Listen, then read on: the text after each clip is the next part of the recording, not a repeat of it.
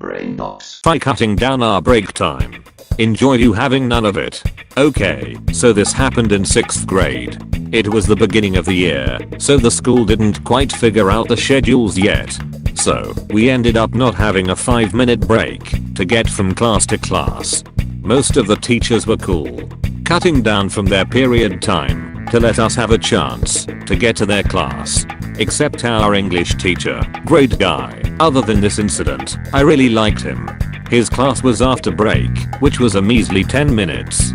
For bored 12-year-olds, that was almost nothing. So anyways, he told us that we have to come to class on time. Because it's not my problem if there is number 5 minutes for commute. My class begins at 12, you be there at 12. What he was saying was that we had to leave break early to come to his 3rd floor class. What was worse, he was a hypocrite.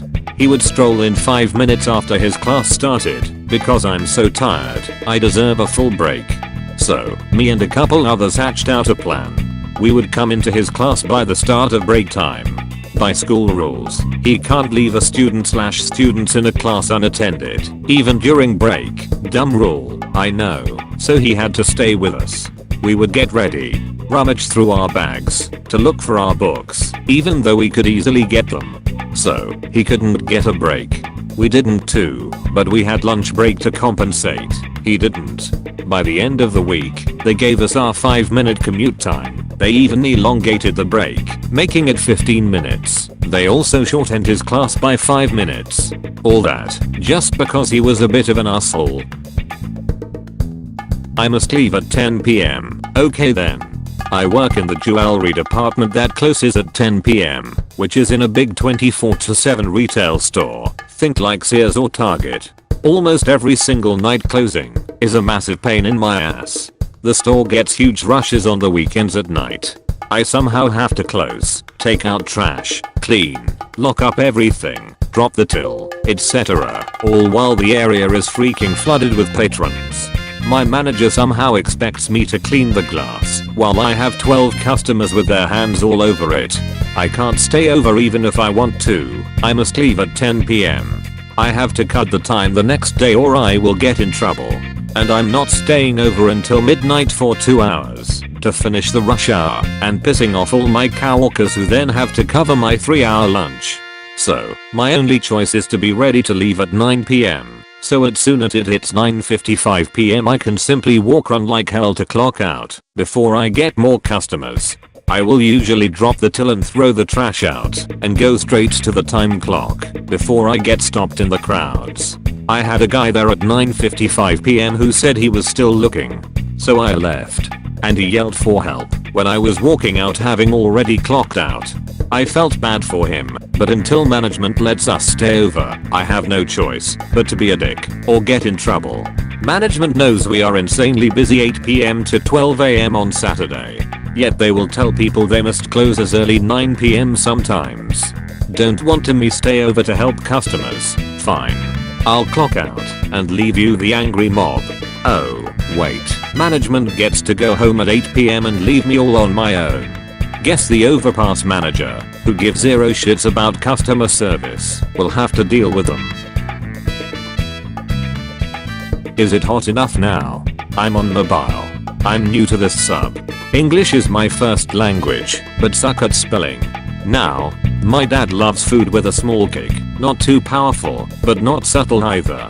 My taste buds are the same and my mum would question the spiciness level, so she can recommend sour cream for my dad.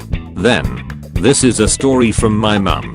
One day she was making chili con carne for dinner. She had mixing bowls out for my dad, since he makes taco salads. The chili had a medium kick to it, so much so that I had sour cream. My dad sat there complaining how the chili wasn't spicy enough for him, and how my mum messed up his meal. Fast forward 2 weeks and we have chili con carne again. As we are sitting there my dad's sweating bullets and was super itchy. The spiciness level was mild so at the time I was confused. He starts asking me, since I'm a wimp when it comes to spicy things, if the chili con carne was spicy. I give him a confused look, since it didn't have a kick in the slightest. He spends the rest of the evening and the following day in the bathroom and can't figure out what is going on. Come to find out that my mum was livid when dad said that the chili con carne wasn't good enough. So she grounded down 10 chili peppers and mixed them into his taco salad. It was spicy because of the peppers. I didn't get the peppers, so I didn't have a complaint. My dad never complained about a chili con carne again. Also his taste buds changed soon after because every 7 years they change. He couldn't handle the medium kick chili con carne anymore. Edit. Due to the graphic nature of the previous post and cannibalism, I changed the spelling of carne to carne. He asked for water. This is a really short story that happened yesterday to my boyfriend and I. In our city it's really common to get robbed or be assaulted. Sadly, see even in crowded places or areas, and that's what happened to us.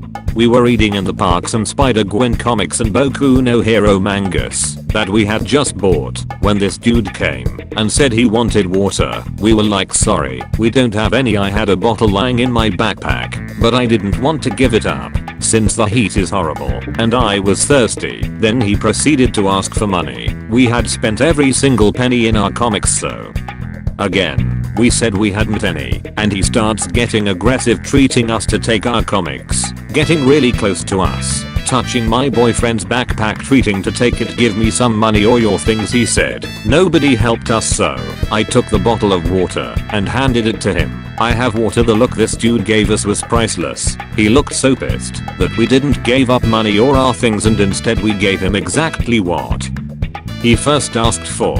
Water. A quarter bottle of water? He just muffled something and walked away.